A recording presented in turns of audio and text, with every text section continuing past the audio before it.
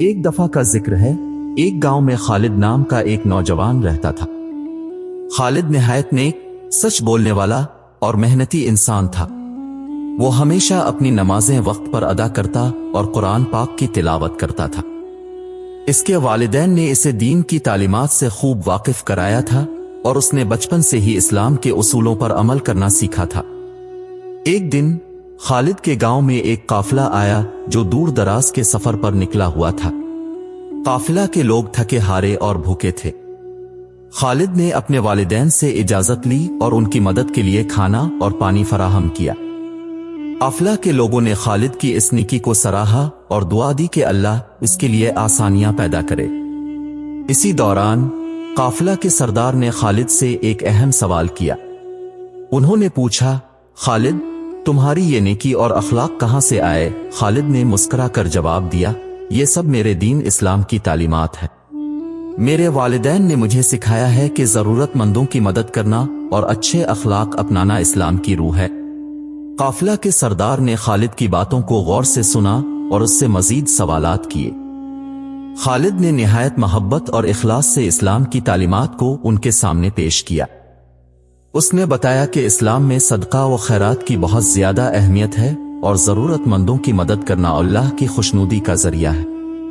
اس نے نبی کریم کی احادیث بھی سنائی جو اخلاص اور خدمت خلق کی اہمیت پر روشنی ڈالتی تھیں۔ خالد کی باتیں قافلہ کے سردار کے دل کو بہت متاثر کر گئیں۔ اس نے محسوس کیا کہ خالد کا دین واقعی ایک عظیم دین ہے جو انسانیت کی خدمت اور اخلاقیات پر زور دیتا ہے۔ سردار نے فیصلہ کیا کہ وہ بھی اسلام کی تعلیمات کو سمجھنا چاہتا ہے۔ اس نے خالد سے کہا، خالد، کیا تم ہمیں اسلام کی مزید تعلیمات بتا سکتے ہو؟ خالد نے خوشی خوشی ان کو مزید اسلامی تعلیمات سے آگاہ کیا۔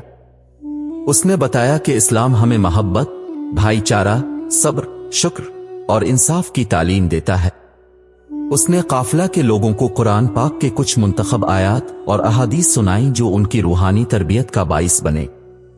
قافلہ کے سردار اور اس کے ساتھیوں نے خالد کی باتوں سے بہت کچھ سیکھا اور انہوں نے فیصلہ کیا کہ وہ اسلام قبول کریں گے۔ انہوں نے خالد کے والدین سے بھی ملاقات کی اور ان کا شکریہ ادا کیا کہ انہوں نے ایک نیک اور بہترین انسان کی تربیت کی۔ خالد کی یہ نیکی اور اخلاق کی کہانی پورے گاؤں میں پھیل گئی۔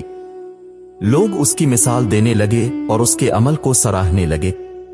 خالد نے اپنی زندگی میں کبھی بھی نیکیوں کا سلسلہ نہیں روکا اور ہمیشہ دوسروں کی مدد کرنے میں پیش رہا۔ یہ کہانی ہمیں سکھاتی ہے کہ اچھے اخلاق، نیکی اور خدمت خلق کی بدولت نہ صرف ہماری اپنی زندگی بہتر ہوتی ہے بلکہ ہم دوسروں کے دلوں میں بھی اپنی جگہ بنا سکتے ہیں۔ اسلام کی تعلیمات پر عمل کرتے ہوئے ہم دنیا اور آخرت دونوں میں کامیاب ہو سکتے ہیں۔ خالد کی طرح ہمیں بھی اپنی زندگی میں نیکیوں اور اچھے اعمال کو اپنانا چاہیے تاکہ ہم بھی اللہ کی خوشنودی حاصل کر سکیں۔